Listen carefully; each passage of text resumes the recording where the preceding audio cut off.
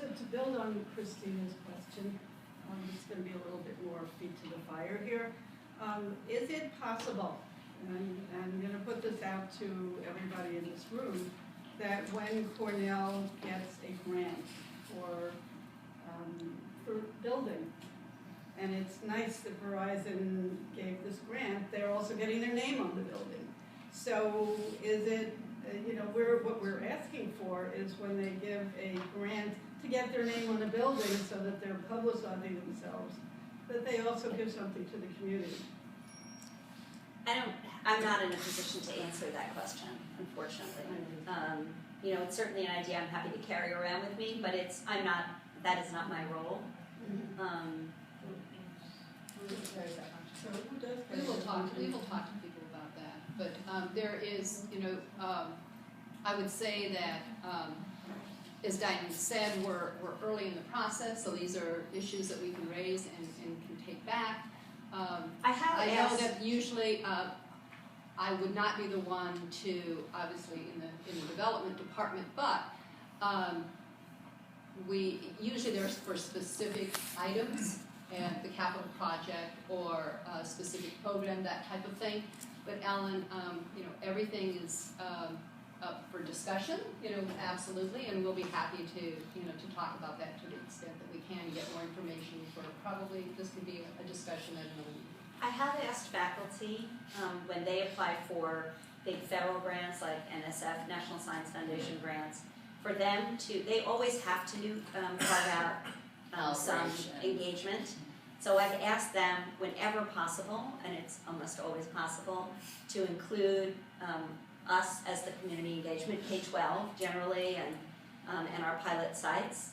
So and they are doing that. So that's the upside. The downside is that the timeline so for instance, my boss, Rajat Manohar, applied for such a grant, and he did put us in for funds, but he applied in June, and he will hear in next September.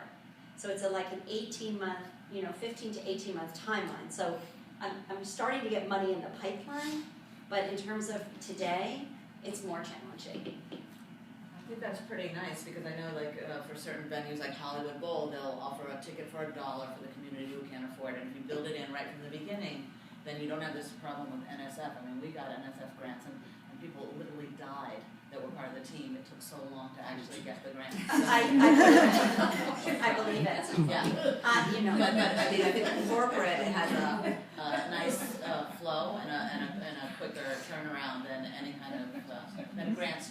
You know all about this. You did this before. I did. Yes. Okay. Anything else? Quick question. Rick. Google recently announced a coding program for 100,000 New York City school kids after school. I know the Roosevelt Island after school program has been having difficulty getting involved in that project. Are you guys? I will tell you about that project. That project was offered here. It could be offered here. It could have been offered here. We've talked about it. It's not. Something happened in the announcement of that project, but it's available online for free right now to every school in New York City, and it has been for 6 months. I've mentioned it a couple of times, and I'm very happy to shepherd it through. It's designed, it's online, it's free. I think what happened in the announcement was that that they were talking about DYCD providing support for rolling it out. Absolutely, 217, I've already made sure is going to be possible, part of that support, but honestly, we could be doing it today. So. Is there someone should they contact you? Or? They can contact me. I've talked about it with them before, but I will do it again. We're going to meet on Friday. I'll bring it up again. Literally, you go online and you start. It's really simple. It's very, it's kind of turnkey. They need a couple of adults in the room, but they don't have to be coders. It's all scratch programming. It's that block coding that we talked about.